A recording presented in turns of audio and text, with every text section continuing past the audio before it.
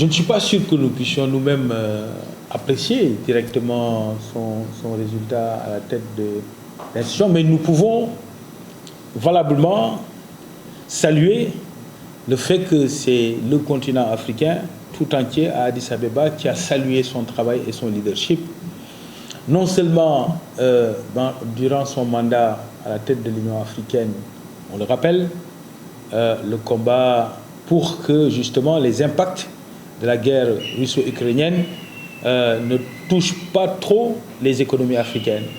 Son combat également pour faire en sorte que l'Afrique intègre ait une place en tant que quand même continent majeur, avec une population de plus de 1,5 milliard d'habitants, avec 65% des terres arables et exploitables dans le monde, que l'Afrique ait totalement le droit d'avoir une place non seulement au sein du G20, mais également au sein du Conseil de sécurité des Nations Unies.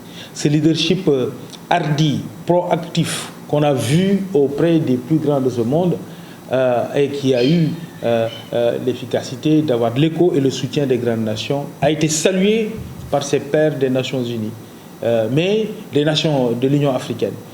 Mais ces pairs de l'Union africaine ont également salué son action ici au Sénégal et les résultats probants qu'il a obtenus. Son leadership sur la construction du modèle économique sénégalais avec des infrastructures incroyables qui ont été bâties en moins de 10 ans, mais également des résultats économiques avec une tendance de croissance soutenue malgré la crise de la Covid-19 sur une dizaine d'années. Donc nous ne pouvons que le saluer. Donc c'est la lecture que nous avons de cette affaire. Le président de la République, son Excellence, le président Macky Sall, a un bilan qui est incontestable, qui est factuel, qui est matériel, qui est immatériel, qui est total. Le bilan du président Macky Sall à la tête de l'État du Sénégal, c'est ses prédécesseurs, pour ceux qui sont encore là, pour l'essentiel, qui ont salué les résultats exceptionnels qu'il a eus pour le pays. Dans quasiment tous les domaines de la vie publique et économique, on est passé au minimum du simple au double en termes de résultats factuels. Prenez l'exemple des universités, des espaces d'hébergement pour les étudiants. Prenez l'exemple du nombre de forages que nous avions depuis l'indépendance jusqu'à nos jours. Prenez les pistes, les kilomètres de pistes rurales que nous avions de l'indépendance à nos jours. Et symboliquement, j'ai l'habitude de le dire, 3 ponts qui sont extrêmement importants dans la géopolitique sénégalaise et dans son développement économique et son projet national. Le projet du pont de Rosso, le pont de Foundiougne et le pont de Farafenni. Le Sénégal, c'est des cours d'eau qui le traversent de part en part avec des cultures, avec une économie, avec de la culture et un modèle de cohabitation générale entre les peuples. C'est ce lien-là, à la fois économique, culturel et qui a trait directement au développement de notre nation. C'est à ça que servent justement ces infrastructures et dont les plus symboliques restent, de mon point de vue, ces 3 ponts principalement. Mais c'est aussi une ambition sociale et une ambition d'équité territoriale et d'équité sociale inédite. À terme, nous aurons des millions de familles sénégalaises qui auront bénéficié de ressources directes, d'appui de l'État pour aider les plus fragiles parmi nous à traverser les périodes les plus compliquées, avec des enfants qui sont obligés d'aller à l'école, d'être inscrits, d'être maintenus dans le cursus scolaire, d'être vaccinés pour être en bonne santé. Les enfants qui ont bénéficié de ces appuis de bourse sécurité familiale, ceux qui avaient 5 ans, au bout de 10 ans, vont avoir 15, 17, 18 ans, arriver au bac et aller vers l'université. La génération du président Macky Sall et la génération des bourses de sécurité familiale. C'est une véritable révolution en matière de développement économique auquel nous avons assisté sous l'ère du président Sall. C'est incontestable, ce leadership. Si ceux qui n'ont pas de projet au Sénégal, ceux qui ont pour projet que le Gatsa, pardonnez-moi l'expression, les injures, les menaces, il est normal qu'ils s'attaquent au président Macky Sall lui-même, la personne, parce qu'ils n'ont pas de projet. Nous demandons si cette opposition en face a un véritable projet pour le Sénégal, si cette opposition en face a une alternative plus crédible que les résultats probants que nous voulons dénoncer, et qu'ils le mettent sur la table et qu'on arrête la chienlit et qu'on arrête ce vacarme et qu'on arrête ce bruit permanent qui n'a d'objectif que de cacher la carence d'une opposition sans projet véritable qui puisse défier les résultats du président Macky Sall et de sa majorité Benno Bokk Yakaar. Notre conviction, c'est que plus que simplement un leader politique, nous avons la chance d'avoir un leader exceptionnel. Oui, le président Macky Sall est un chef d'État providentiel qui a transformé, plus que ce qui était entendu, l'économie et la structuration de notre pays en matière d'infrastructure, en matière de processus de développement.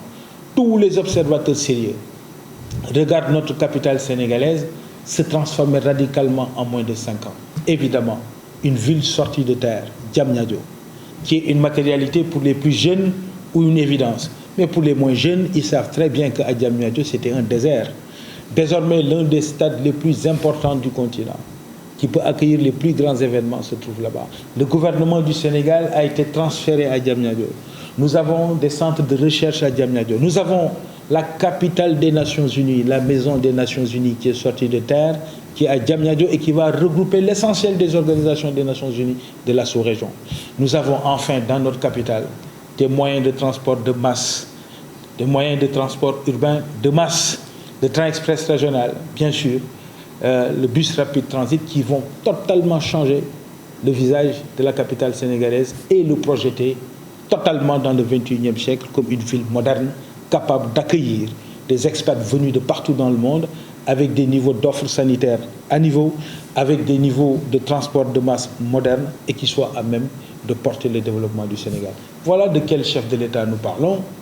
Voilà de qui nous parlons lorsque nous parlons de l'action d'un homme politique à la tête d'un État avec un projet de développement économique, mais avec des résultats, je ne dis pas évidents, je ne dis pas des résultats efficaces, je dis bien des résultats exceptionnels, partout regardés et observés avec admiration à travers le continent africain d'abord, mais aussi sur le reste du monde, comme ça a été le cas, et ça a été dit par les autorités et les autres chefs de l'État de l'Union africaine à Addis Abeba à l'occasion de la fin du mandat de son Excellence le Président Sall.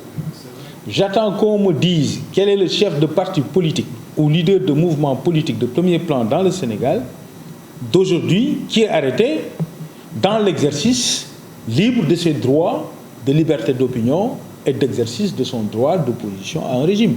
En vérité, ça n'existe pas. Par contre, des gens qui sont dans les réseaux sociaux en train d'atteindre à la réputation et à l'honneur des uns et des autres, de menacer les institutions, et ils ne le font au nom d'aucun parti, ils se disent activistes, mais l'État, nous demandons, nous, à l'État, de prendre les dispositions, en tout cas pour assurer la sécurité des personnes et des biens dans ce pays. La démocratie n'a jamais signifié la chienlit. La liberté d'expression n'a jamais signifié l'agression des libertés de conscience et de conviction des autres. Qu'est-ce qu'ils veulent?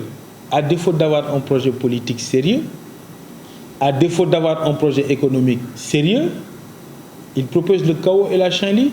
Nous ne le permettrons pas. Nous nous battrons pour préserver les résultats obtenus pour le développement économique de ce pays. Nous nous battrons pour préserver le legs démocratique qui nous a été transmis par les pères fondateurs et par tous les moyens nécessaires. Par tous les moyens nécessaires. Il y va de notre responsabilité politique. D'ailleurs, pas que des politiques, mais aussi également des observateurs, des journalistes, de la société civile.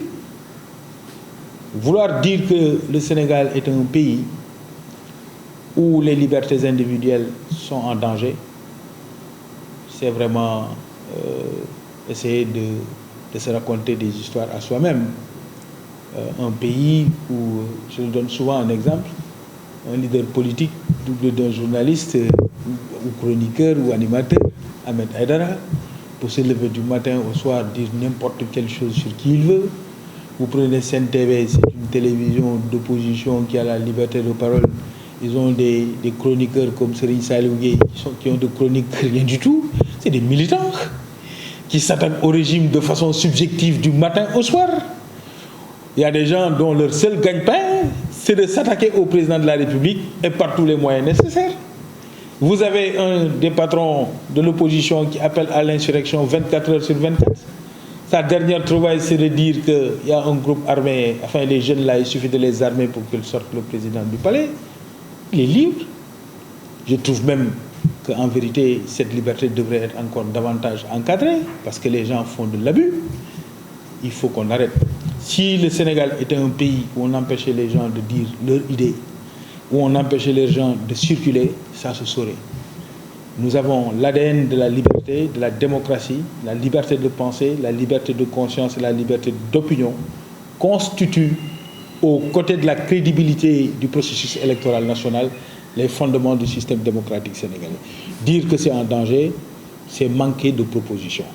Ils disent tout, brûler le pays, attaquer les juges, on sait où habitent leurs familles. Ils disent tout sauf le sujet. Monsieur Sonko, vous faites hors sujet. Le sujet, c'est pas ça. Le sujet, c'est comment on développe le pays. Le sujet, comment on fait pour que nos enfants vivent mieux que nous, la façon dont nous vivons. Et sur ce terrain-là, le président Macky Sall a proposé des options que personne d'entre eux ne conteste. En dehors de leur projet de conquête du pouvoir et du fameux Poussel-Motok, ils n'ont aucun projet structurant qu'ils proposent au peuple sénégalais. C'est quand même inquiétant. Voilà des gens qui disent qu'il faut brûler le pays, qu'il faut attaquer toutes les institutions, il faut vous mobiliser pour aller sortir le président de force du palais, mais ils ne nous disent pas pourquoi. Ils ne nous disent pas pour quel projet économique. Ils ne nous disent pas pour quelle infrastructure il faut bâtir pour l'avenir. Ils ne nous disent pas pour quel modèle d'éducation alternatif. Ils ne nous disent pas qu'est-ce qu'ils vont faire de mieux que ce que la coalition Benno Bokk Yakaar a réalisé en 10 ans sous le leadership du président Sall. Ils n'aiment pas le Sénégal. Ils aiment leur propre projet. Ils aiment le goût du pouvoir et son mirage. Pas pour servir le peuple, mais pour se servir eux-mêmes. Et pour ça, ils sont prêts à marcher sur des cadavres. Nous ne les laisserons pas faire. Alors moi, je n'ai pas d'explication. Je ne suis pas juriste. Et dans les instances de Benno Bokk Yakaar, en tout cas, je n'ai pas encore entendu ce sujet de candidature se poser. Par contre, dans notre parti, on est clair. Notre candidat, c'est le président Macky Sall. C'est notre candidat pour 2024. Dans le parti, c'est ce qui est dit et redit. Et quand on regarde les investitures partout à travers le pays de l'Alliance pour la République, nous pensons vraiment et espérons que le président de la République entendra l'écho de ce peuple sénégalais qui l'appelle à poursuivre l'œuvre. Puisqu'une œuvre engagée qui donne des résultats probants, impressionnants à l'échelle continentale, oui, un profil providentiel comme le président Macky Sall, ça mérite un sacrifice politique pour le laisser poursuivre ce travail-là, d'autant plus que, semble-t-il, selon les experts en la question, il a parfaitement le droit de le faire. Non, ce que nous attendons sérieusement, et dans toutes les démocraties sérieuses, le débat ne porte pas sur des histoires de mandat et de candidature. Pour deux raisons. Les institutions le tranchent. Il y a des institutions dédiées à parler de la constitutionnalité ou non. Mais surtout, il ne suffit pas d'être constitutionnel ou pas constitutionnel. Il faut gagner le suffrage des Sénégalais. Et c'est voilà le terrain sur lequel nous invitons les gens à débattre s'ils ont des projets. Mais ma conviction, c'est qu'ils n'en ont pas.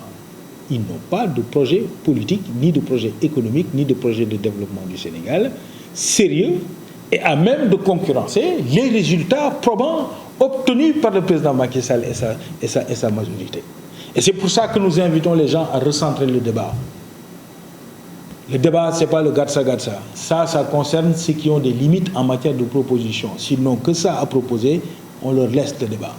S'ils n'ont que des injures et des menaces, on leur laisse le sujet. Nous appelons l'État à garantir les libertés civiles et civiques, la libre circulation des personnes et des biens.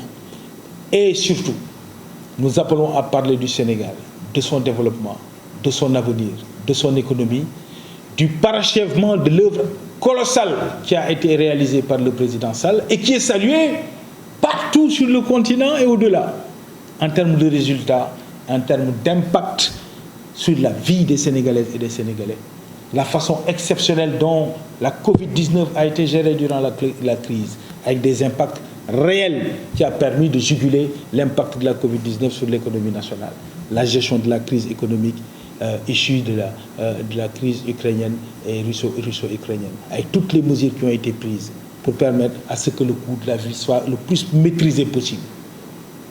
Les subventions d'État et le travail sur le loyer qui est en train d'être fait. C'est ce management public, ce modèle de management, la réduction du train de vie de l'État. La réduction du train de vie de l'État, il a fait des choses qui impressionnent sur le continent. Gagner près d'une quarantaine de milliards sur le coût du téléphone. Tous les managers publics qui avaient des téléphones ouverts, ça n'existe plus. C'est des forfaits. Au moment où je vous parle, les services de l'État ne peuvent plus acquérir de voitures parce que la volonté de l'État, c'est de rationaliser le processus d'acquisition de véhicules. C'est des actes concrets, matériels qui ont été trouvés. Et ça, les gens disent qu'il ne faut pas le dire. Le dire, c'est être en forfaiture. Ne pas le dire, c'est trahir le peuple sénégalais. C'est ça la vérité. J'attends de voir M. Khalifa Sall lui-même, non, comment dire, M. Karim Wade lui-même, affirmer qu'on l'a empêché d'être candidat et qu'on l'empêche de venir dans le pays. C'est communiqué, on ne sait même pas d'où ça vient. C'est pour ça que j'attends de l'entendre de lui le dire. Voyez-vous, M. Khalifa Sall a reconnu lui-même les faits qui lui ont été reprochés. Lui-même a reconnu avoir commis une faute, me disant que je ne suis pas le seul à l'avoir commis. Et qu'avant moi, d'autres commettaient les mêmes fautes. Ces deux cas-là, on peut les traiter, en tout cas en disant que le statut d'homme politique ne vous donne pas une position d'impunité où dans la gestion des deniers publics, vous pouvez faire ce que vous voulez et ne pas être prêt à rendre compte. Mais ça, lui-même, a reconnu les faits. C'est illégal, mais je ne suis pas le seul à l'avoir fait. Donc, chercher un complot dans cette histoire, chacun peut l'imaginer. Mais le dernier cas que vous évoquez, c'est un cas exceptionnel qui n'a rien à voir avec les traditions politiques sénégalaises. On a eu l'affaire des chantiers de Thiès, on a eu l'affaire du faux vrai coup d'État de Mamadou Dia, on a eu beaucoup d'histoires dans nous. Mais une affaire de mœurs, c'est jamais arrivé. À ce niveau, on n'a jamais eu un cas où une personne privée, bon, on l'a déjà dit, hein, les faits ne se passent pas dans une salle de réunion politique de PASTEF, encore moins dans une réunion publique. Ça se fait dans un cadre privé entre deux personnes privées. Le vrai scandale, c'est pour un homme politique de premier plan, en tout cas prétendu, qui prétend vouloir présider aux destinées de notre peuple. Quand même, il faut régler ces problèmes, se laver les mains proprement avant de mêler la République à l'affaire. Mais globalement, son discours est à la fois irresponsable, puéril, enfantin et pas à la hauteur de la République et de la nation sénégalaise. C'est de cela qu'il s'agit. Cette histoire privée est à la hauteur des discours incendiaires, enfantins, menaçant les chefs religieux, les institutions de la République, les juges et leurs familles, et toutes les institutions de l'État. C'est à la même hauteur.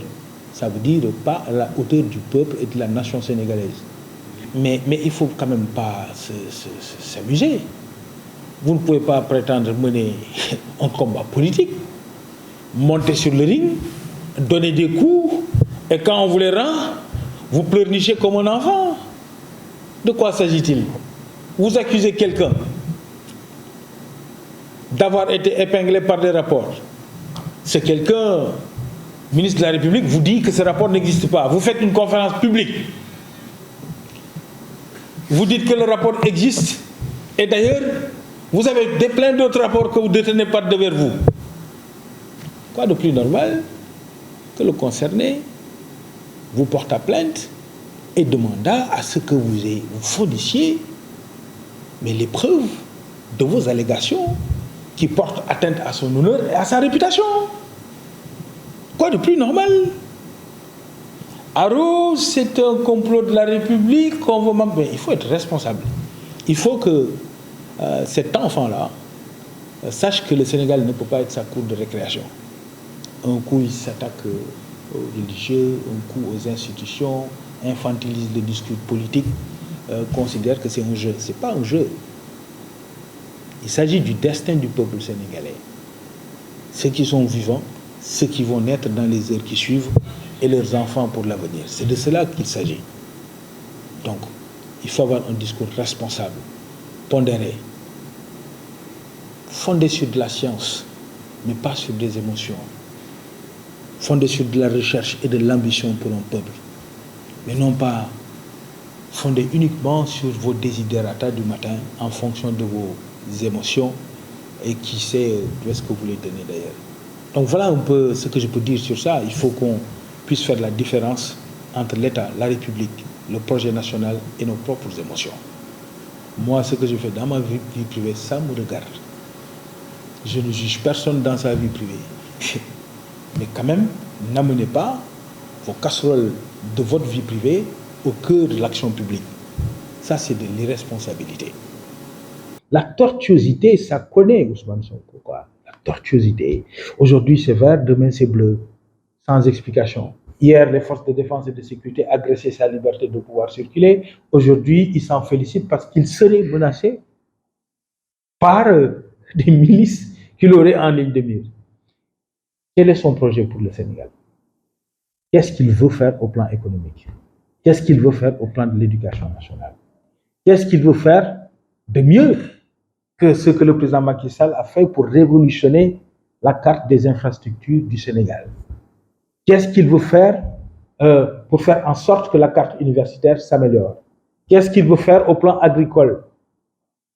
Avec les différents apports que le président de la République a fait pour aider le monde rural en matière de plafonnement du coût de l'achat de l'arachide.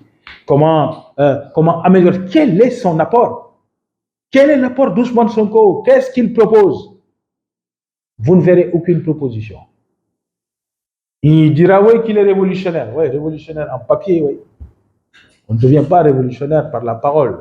Mais malgré tout cela, aujourd'hui, c'est quelqu'un qui est très écouté, surtout par la jeunesse. Mais là, on dirait qu'il a gagné la bataille de la communication par rapport à la mouvance présidentielle.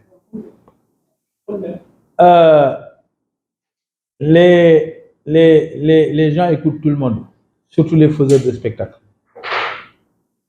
VJ a mobilisé des centaines de milliers de personnes au Grand Théâtre. Hein. Il y a d'autres qui mobilisent dans les réseaux sociaux. Mola Morgan mobilisé. Hein. Il y en a d'autres qui mobilisent pour X ou Y. Et il donne un beau spectacle, hein, je le dis. Hein. C'est un excellent comédien. Sur le terrain. Mais c'est un excellent comédien et il offre un spectacle. Son spectacle est un spectacle magnifique. Il offre un spectacle. Il se met en scène. Il menace l'État. Il donne l'énergie pour dire qu'on va s'attaquer à l'État. Moi, je pense que l'État du Sénégal est une république sérieuse. Les Sénégalais aussi ont une très haute estime de leur modèle démocratique et du consensus national entre les sphères religieuses et les sphères politiques, entre les différentes communautés religieuses. Et ils savent faire le distinguo entre la bonne graine et l'ivraie. Ils savent savoir, le moment venu, choisir les hommes qui sont capables de porter et de poursuivre le flambeau de la construction nationale sur la base de ce modèle démocratique républicain sénégalais. Mais se mettre en scène, offrir un spectacle tous les soirs et avoir des gens qui vous regardent ne veut pas dire que vous êtes crédible auprès du peuple sénégalais. Attention. Je pense que les populations sentent très bien le bilan du président Macky Sall et ils l'ont exprimé de façon massive dans les urnes. Puisque la vérité, au-delà de toute forme de manipulation politique, et je sais si les Charlie Chaplin modernes que je viens de vous décrire, qui sont très bons en mise en scène, malgré leurs efforts, la réalité des urnes des dernières élections sont claires.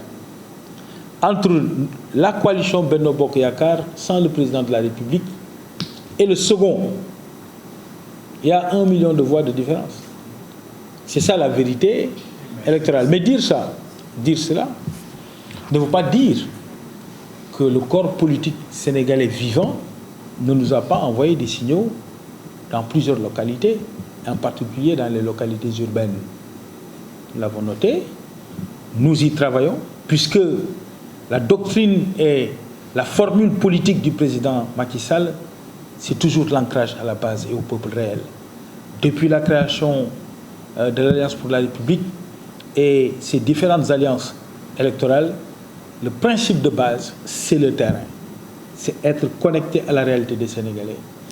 nous y travaillons et nous pensons que sur certaines zones, nous allons arriver effectivement à reconsolider, relancer la machine de la victoire de l'Alliance pour la République et de ses alliés. Alors, la grande majorité présidentielle s'exprime de façon différente à différentes échelles. Je pense qu'il est absolument essentiel que dans la communication, nous portions toute notre énergie et toute notre fierté de défendre un bilan qui est un des plus élogieux de l'histoire du Sénégal et même de l'Afrique subsaharienne depuis les indépendances. Il faut que nous osions, il faut que nous assumions ces résultats et il faut que nous assumions également le leadership du président Sall qui est salué partout sur le continent. Il faut le faire de façon décomplexée. N'ayons pas peur des colibés, n'ayons pas peur des injures, n'ayons pas peur des menaces parce que nous sommes du côté de la vérité. Nous sommes du côté du projet réel pour le peuple sénégalais. Nous sommes du côté des résultats probants et qui promettent des lendemains meilleurs pour le peuple sénégalais. Voilà pourquoi, par-delà les messages, l'attitude, la mobilisation, la concentration et la détermination pour la victoire, c'est cela qui manque un tout petit peu. Parce que aussi, le doute installé par les manipulateurs des médias a fini par un peu étouffer les gens dans les foyers pour qu'ils cachent parfois leurs convictions, qu'ils ne soient pas à l'aise dans ce qu'ils disent, mais qu'ils se les tiennent pour dire. Le moteur va revenir encore une fois. Le moteur va se réinstaller une fois pour dire ce qui est vrai simplement. Les politiques publiques conduites depuis 10 ans dans ce pays sont des politiques qui ont transformé la vie des Sénégalais par des centaines de milliers et des milliers de gens. Et porter dans ce cadre-là une communication, évidemment, ça doit toujours être fondé sur de l'humilité, mais ça doit aussi être teinté par de la fierté et de la confiance, parce que les résultats sont tangibles, incontestés, y compris par l'opposition. Voilà un peu ce qui manque de notre point de vue, mais nous sommes convaincus que dans les semaines à venir, vous verrez des changements profonds justement sur cette posture. Parce que si nous sommes convaincus du bien fondé moral et historique de l'action du président Sall et de ses résultats, il n'y a pas de doute, il n'y a pas de débat possible, puisqu'en face, il n'y a rien. Il y a des insultes, il y a de l'injure, il y a de la promesse de la discussion, il y a la menace des institutions traditionnelles, les chefs religieux, mais aussi des institutions républicaines. Nous avons un projet stable, un homme d'État expérimenté, son action saluée partout sur le continent et le monde, ses résultats probants obtenus partout à l'échelle du territoire. Et nous refuserons qu'on veuille coûte que coûte éliminer du débat public l'action pour l'intérêt général, l'action pour les résultats économiques et sociaux dans ce pays, pour mettre à la place des discours de politique politicienne, des injures, des menaces et des militants du mandat. En particulier, M. Alioune Tine. M. Alioune Tine a, semble-t-il, comme ambition de donner au Sénégal une guerre civile, de donner au Sénégal, comme il l'avait rêvé en 2012 aux côtés de Obasanjo, un comité national de transition et réussir son coup d'État de diriger le Sénégal à travers un comité national de transition. M. Alioune Tine, ne vous trompez pas sur le Sénégal. Le Sénégal est une démocratie bien plus ancrée que vos propres ambitions à la tête d'une organisation des sociétés civiles qui, semble-t-il, n'a aucune alternative que M. Alioune Tine, qui dure. Il a toujours prêché la paix. Ah, oui. Quand on annonce une guerre civile, on ne prêche pas la paix. Une guerre civile au Sénégal, c'est quand même avoir une très faible ambition pour le peuple sénégalais. C'est notre point de vue. Et lorsque les gens appellent à l'insurrection, lorsque les gens appellent à armer la jeunesse, il a un devoir de solidarité vis-à-vis de la République sénégalaise. Voilà, il me reste à vous remercier, le groupe Tout Info Média, pour ces échanges très fructueux que nous avons eus. Et puis, rappeler que tout ce que nous avons de plus important, c'est le peuple sénégalais. Nous n'avons pas d'autres pays, nous n'avons pas d'autres nations. Nous avons un seul pays, ça s'appelle le Sénégal. Nous avons une règle du jeu, c'est des règles du jeu démocratiques. Nous avons une tradition, c'est une démocratie d'opinion fondée sur le dialogue et le consensus, communément appelé le DISO. Les gens discutent des choses. des crises les plus importantes de l'histoire du Sénégal, Cheikh Anta Diop, Senghor, Mamadou Dia, Abdoulaye Wade, Senghor, Abdoulaye Wade, Abdou Diouf, c'est dans le dialogue et les discussions que nous avons réglé les choses, pas par la menace, pas par la violence verbale, qui est aussi grave que la violence physique, et pas par de tension. Et surtout, nous avons un projet politique qui marche. Nous avons un projet économique qui fonctionne. Nous avons un projet pour bâtir ce pays et lui donner le visage et les outils et les instruments de fonder une économie sur la connaissance et sur la formation de notre jeunesse pour que demain, nous soyons le centre de production des nouvelles valeurs. C'est ce à quoi le président de la République, le président Macky Sall, travaille. Il a été salué par les Sénégalais d'abord, bien évidemment, mais aussi par la communauté africaine et la communauté des leaders du monde. C'est dans ce monde de confiance-là que nous sommes aujourd'hui et qu'il faut consolider par tous les moyens nécessaires. Tout autre divertissement n'a aucun sens. Merci beaucoup à vos téléspectateurs et à vos auditeurs et internautes qui vous regardent partout dans le monde. Merci.